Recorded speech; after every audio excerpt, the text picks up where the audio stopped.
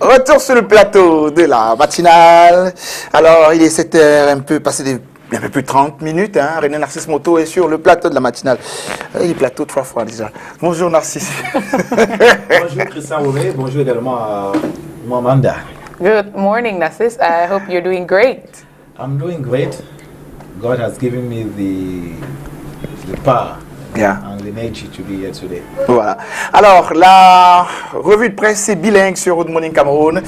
Et là, tout de suite, on aura droit à la première partie qui est consacrée à la presse anglophone et la seconde consacrée à la presse francophone. Absolutely. And this morning, we're going to start with the Guardian Post Daily.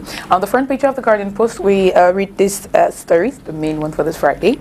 Over 3 years down the road, Amazonia independence struggle crumbling, the paper says. It continues embezzlement, infighting, and insults and counter insults, government infiltration, indifference of international community, and atrocities against Anglophones blamed. And you can read that story by Max Offerganchik in today's edition of the Guardian Post newspaper. Just flip through it in pages. Other stories on the front page of the Guardian Post newspaper.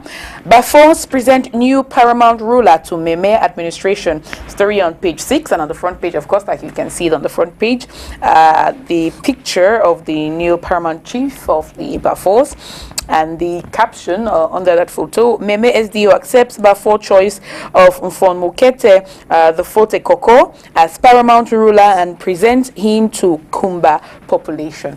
You can also enjoy that story in this edition of the Guardian Post newspaper.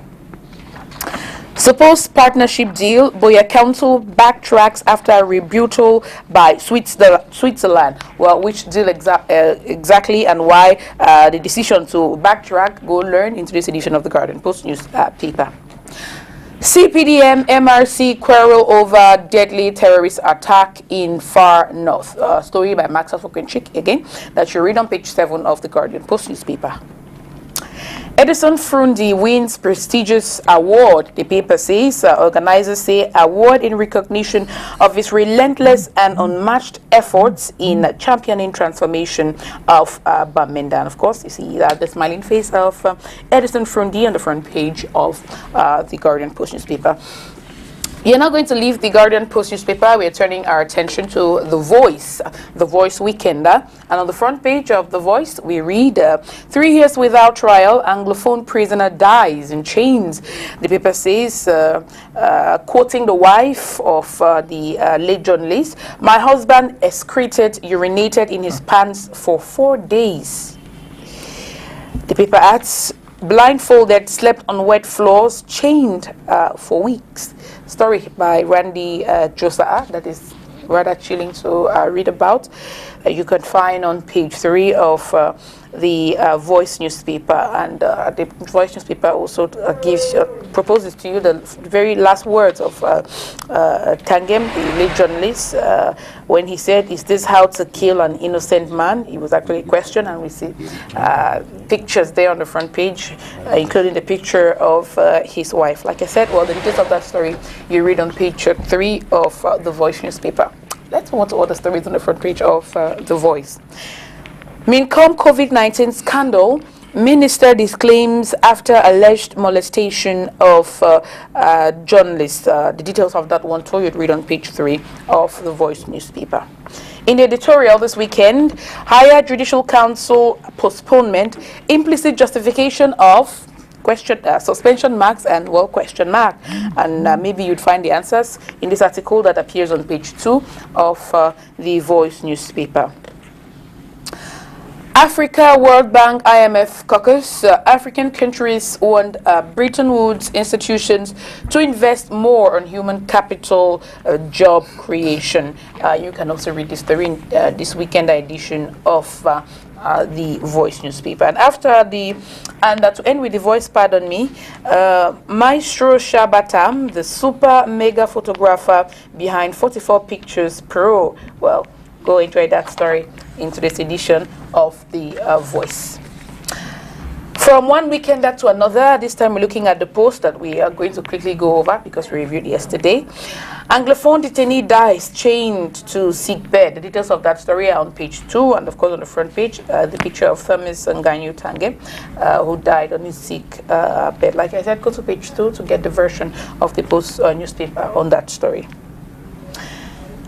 Lawyers at odds with Motanga's demolition campaign. Well, the details of that story you read on page 9 of the Post newspaper. Mincom debunks, COVID-19 funds embezzlement allegations, and you can learn more on page 10 of the Post newspaper. Monsignor Kleda's declaration that coronavirus has been conquered sparks controversy. Well, how? We'll read on page 3 of the Post newspaper. Soldiers implore population to identify, report amber explosive manufacturers. More on page 3 of the Post newspaper. Now, to end this first part of the press review, we are going to look at the stories on the front page in the English language on Cameroon Tribune. And this morning, we begin with this one, tackling coronavirus consequences. Yaoundé proposals for African countries. The paper says the continent's governors of the World Bank Group and International Monetary Fund brainstormed in Yaoundé on August 6, 2020 within the framework of the 2020 African Caucus meeting. Prime Minister Joseph Diangote chaired the opening ceremony through virtual format. Page 4 and 5 will tell you more on that story. 2020 GCE examinations, over 154,000 candidates begin written phase. Now, the end of course examinations for the English subsystem of secondary education began across the country yesterday, August 6, 2020. Field reports say although a few absences were recorded on day 1, all is unfolding normally in writing centers nationwide. You can read more on page 18 down to page 19 of Cameroon Tribune of this morning. And well, that's how we wrap up this first part of the Press Review Good Morning Cameroon this Friday morning. You know what to do to get the details. You go to newspaper stand and get yourself copies of these newspapers also. You can subscribe, download online, and feel free to read. Now, time to look at what the papers are saying in Molière's language. Yes. C'est-à-dire en français language. Ah oui. Voilà. It's going to be the business of Natis Moto and Christian. Molière. Allez. Donc, deux parties, notamment la revue transversale des journaux et les autres faits d'actualité traités par la presse, les amis, vous le savez. Alors, dans cette revue transversale des journaux, il sera question de deux faits majeurs. Le premier, vous l'imaginez très bien, la lutte contre le coronavirus. Et le deuxième, bien sûr, revient sur le Conseil supérieur de la magistrature et surtout la révolte des chefs traditionnels, notamment ceux du Sud, Cameroun. Tout y passe ce matin. Tout à fait. Une fois de plus, bonjour à nos téléspectateurs. Permettez-moi, Christian, de dédier cette revue de presse à nos fidèles téléspectateurs à Bateau du côté de chez Limbe, chez la famille Rombolais, du côté de PK13, du côté de l'UCB, sans oublier Gérard Iké de Mateke, oui, le directeur de cabinet de la commune d'arrondissement de Duala. Premier, tu l'as dit, deux faits majeurs. On commence avec le premier, lutte contre le coronavirus. La presse locale et continentale en parle ce matin, démonstration à l'instant avec Cameroun Tribune, le quotidien bilingue camerounais qui est bien sûr en kiosque ce jour. On peut dire d'ailleurs à la grande une de ce journal ce matin, lutte contre le coronavirus, des chiffres qui rassurent et comment, allons tous le savoir. Le journal nous informe en ses pages 2 et 3 que 7,5 millions de comprimés de chloroquine et d'azithromycine produits localement, plus de 91% de patients guéris contre 88% la semaine dernière. Seulement 4 patients sous oxygène. Ce sont entre autres les résultats communiqués au cours de la réunion hebdomadaire l'évaluation de la stratégie nationale présidée hier par le Premier ministre chef du gouvernement Joseph John Ngouté. Rendez-vous en kiosque donc pour ample précision. Toujours dans le cadre de la lutte contre la pandémie du coronavirus, Mutation en parle aussi.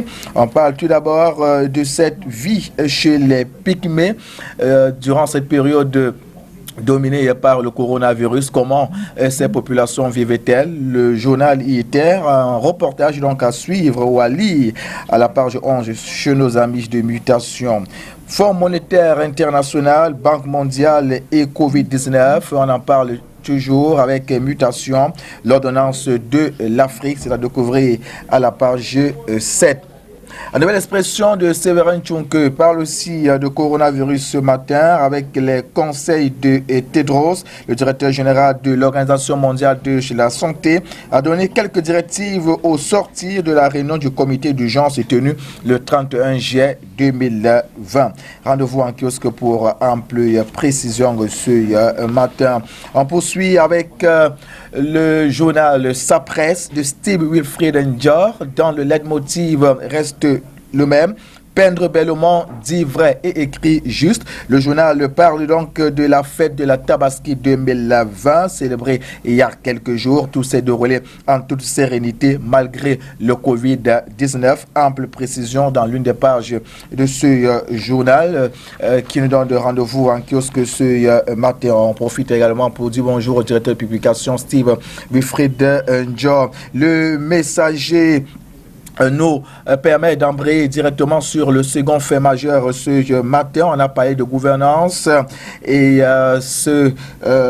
cette sortie des chefs traditionnels de la région du Sud. On parle là-bas d'une révolte, on en parle. Mais d'abord, retenons ce devoir de mémoire avec le quotidien Le Messager de Jean-François Chanon. Ici, on parle de l'héritage de Duala Manga qui serait donc en péril. Mort par pendaison le 8 août 1914. Le journal nous le rappelle, le legs de ce héros du nationalisme peine à féconder les nouvelles capacités créatrices du régime pour faire face aux défis majeurs du pays aujourd'hui. Et ce que nous disent nos amis du quotidien, Le Messager. Le même journal nous amène du côté de l'extrême nord du Cameroun pour parler du régime au tribunal des jeunes, le régime Paul Biya, qui est donc au tribunal des jeunes, nous le dit donc le Messager ce matin à la page 3. À la page 9, on parle de Conseil supérieur de la magistrature. Le Messager parle du temps des arnaques et comment aller le savoir. Dans l'une de ces pages ce matin, en ne perdant rien, à faire un tour en kiosque. La nouvelle expression parle de diaspora. C'est d'ailleurs l'info qui bat à la grande une de ce journal. Le réseau des parlementaires à Duala. Pourquoi faire? Le journal nous dit plus loin que députés et sénateurs ont poursuivi leur campagne ici à Duala, où ils ont consulté de nombreux acteurs politiques, des leaders de la société civile, des leaders religieux, dont Monseigneur Samuel Cléda. Pour le prélat, il faut que les gens de la diaspora reviennent au pays et trouver leur place dans la société camerounaise pour développer leur propre pays. Ainsi s'exprimait le prélat Monseigneur Samuel Cléda. Pour ample précision, rendez-vous en kiosque. On poursuit cette première partie avec Info Matin quotidien et qui parle de magistrature et remaniement. On peut bien faire le lien. Dans les secrets de l'agenda du président, peut-on lire à la grande une de ce journal ce matin, de Meka, où il s'est retiré depuis le 25 juillet pour travailler dans le calme et la discrétion. Le chef de l'État effectue tout seul les dernières vérifications avant la grande redistribution des cartes vers un tsunami dont peu de personnalités suivront, indique donc Info Matin ce matin, qui s'empêche pas également de parler d'alerte. Ici, on parle du scandale foncé à Ambam, des élites de la localité dans le coup. Précision, c'est à la page 2. Le quotidien de l'économie. C'est vrai qu'on aurait pu parler de Covid-19 avec ce journal, mais on se rattrape très rapidement. On parle de Covid-19 qui plombe les comptes de Société Générale. On parle ici là de banque. Le journal nous invite donc en kiosque pour ample précision. On reparle du second fait majeur cette fois le jour à propos d'une rébellion dans la Dawawa, décryptage d'une vidéo annonçant un mouvement insurrectionnel. Le journal nous invite donc à la page 5 ce matin.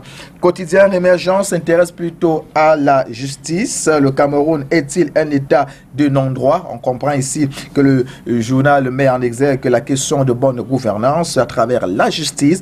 Justice aux ordres, minés par la corruption, le népotisme, le trafic d'influence, autant de tares qui interpellent les Camerounais, indique Quotidien Émergence ce matin, et qui ne s'empêche pas également de parler du vrai visage de René Emmanuel Sadi, cacique du gouvernement camerounais, donc ministre de la communication et porte-parole du gouvernement. Le journal nous présente donc le vrai visage de ce cacique du gouvernement à la page 3. Rendez-vous en kiosque pour ample précision, Christian Womé. Et voilà qui met un terme à cette première partie consacrée à la revue transversale des journaux, les deux faits majeurs.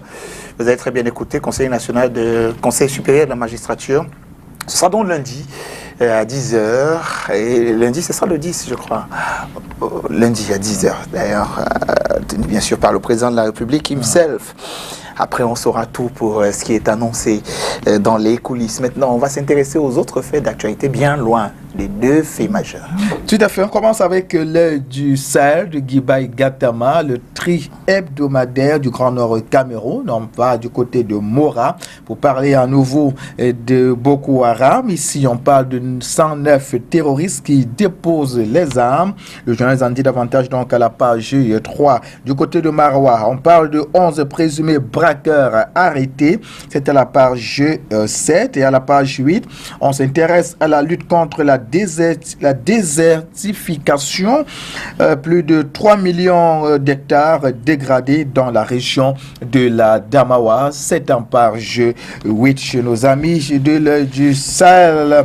On reparle du journal Sa Presse de Steve Wilfried Njol. Le journal a bien voulu s'intéresser aux logements sociaux en ces pages 2, 3, 4, 5, 6 et 7. Ici, le journal indique que Paul Biya tient et respecte ses engagements. D'après ce journal, le président de la République a un souci majeur et constant pour l'amélioration des conditions de vie des populations et des couches vulnérables. Initié dans le cadre du plan d'urgence triennale, Célestine Ketchakoutez, ministre de l'Habitat et du Développement urbain, a officiellement lancé la commercialisation par l'intermédiaire de la Société immobilière du Cameroun, abrégée SIC, en date du 16 juillet 2020, au cours d'une cérémonie à laquelle prenait part Grégoire Mvogo, gouverneur de la région de l'Est, et surtout son Excellence Christophe Guilou, ambassadeur de France au Cameroun.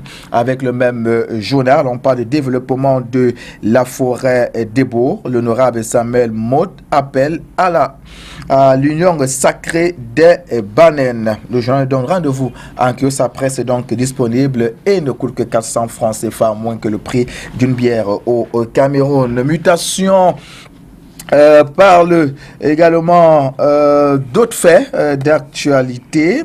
On a parlé tout à l'heure de coronavirus et puis également de Banque mondiale et de Covid-19. Le journal évoque d'autres faits d'actualité également. Cameroun des tribunes, le quotidien bilingue, parle d'accompagnement des petites et moyennes entreprises. Une vingtaine de projets seront financés, indique donc ce journal ce matin, dans le cadre du fonds donc du fonds de prototypage. 50 jeunes porteurs de projets sont passés hier devant un jury constitué de responsables d'institutions bancaires, de l'OAPI et de la SNI, entre autres, pour la phase pilote de cette initiative portée par la PME. Des entrepreneurs retenus seront accompagnés. Une enveloppe de 50 millions est prévue à cet effet, indique donc ce journal, qui ne s'empêche pas aussi de parler de sport, notamment du mondial 90, les Lions honorés. Et comment le journal rappelle ici qu'à l'occasion des 30 ans de leur qualification historique en quart de finale de la Coupe du Monde de football 1990 en Italie, les 22 joueurs de cette épopée viennent de voir attribuer les logements promis par le chef de l'État pour les remercier de leur bon et loyaux service rendu à la nation. C'est en page 30. À partir de la page 30, rendez-vous donc en kiosque pour en savoir davantage ce matin. La nouvelle expression de Séverin Tchonke parle du Cameroun pour un nouveau contrat social. Emmanuel Numbissi Ngangam s'exprime sur la nécessaire réconciliation que son pays doit entreprendre avec ses citoyens afin d'éviter l'explosion. C'est en page 9.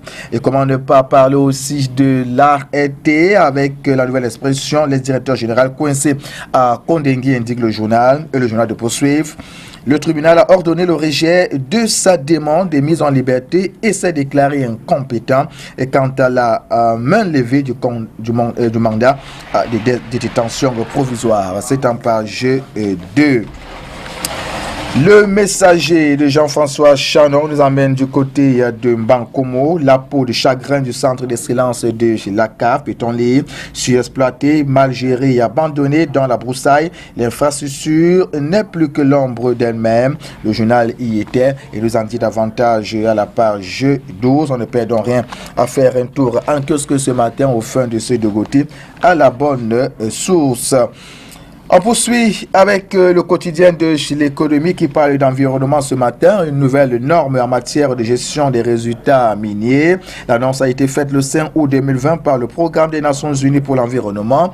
Elle arrive, d'après ce journal, et dans un contexte où dans de nombreux pays, les déchets issus directement ou indirectement de l'exploitation minière sont abandonnés en plein air, entraînant de nombreuses conséquences. Et puis en agriculture, le gouvernement veut sauver 600 000 emplois dans la filière tomate. Et parlant de compétitivité, toujours avec le quotidien de l'économie ce matin, la CEA invite l'Afrique centrale à s'imprégner de l'expérience japonaise. Et puis pour terminer, le quotidien Le Jour de ce jour s'interroge jusqu'où tolérer les églises de réveil. La crise du Covid-19 a révélé des aspects obscurs de certains cultes. Une enquête a été menée par la rédaction de ce quotidien disponible en kiosque ce jour. On ne perd rien à faire un tour en kiosque. Voilà donc ce qu'on peut retenir de la revue de presse de ce matin en langue française. Christian Womé. Voilà. Merci beaucoup René Narcisse Moto. Avis à vous, chers téléspectateurs. N'oubliez pas, le karaoké se poursuit. Narcisse maintenant va quitter la casquette de journaliste qui vient de vous rendre fièrement donc cette revue de presse pour prendre celle de l'artiste. Ok, alors il nous fait une très très belle chanson assez suave ce matin, les amis. J'espère que vous allez l'aimer. C'est une chanson que vous connaissez, s'il te plaît. Tu ne veux pas prendre tout l'espace. Pardon, recule. tu veux même barrer ton moniteur. Donc voilà, il nous fera une belle chanson de Thierry Cam. À l'instant, Océan, une chanson qui date quand même des années 2000 et aujourd'hui il va la chanter. Tu la veux en zouké? Ouais, tu la veux en zouké? Pourquoi pas Il y a Corona, malheureusement, on ne peut pas un peu plus zouké. Allez, on est vacciné. Narcisse Charm, à l'instant. Ah bon. Narcisse Charm de circonstances. Et puis voilà, on va dédier cette chanson à Gérard et de Mateke, oui, à toute la famille Mbolé et à tous les camarades de classe. Mes camarades de classe, ils sont nombreux quand même qui regardent la matinale en ce moment. Camarades de classe d'où? De l'université de Boya. Université de Boya. Et même du collège évangile de Nouvelle. Comme Manga. Non, Manga était encore. Vous étiez ensemble à Boya? Manga était encore. Quand j'étais à Lubé. Allez, c'est parti, Guibette. Est-ce qu'on peut la voir maintenant, la chanson? C'est parti, Thierry Cam.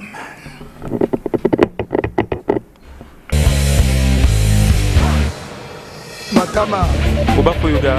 Uti yule. Mbolo. Martin Chobla. Soko biwo. Amba. Mena bona wabuki maholio. Jana. Agazane amyofu. Abala. Gaga chiangu. Bolon. Sare jampi ko jam. Madala. Befma se patwaze. Meadeo. Monsieur Sonora là. Ma fille andi lam. Et bien du coup. Ga venir on la top.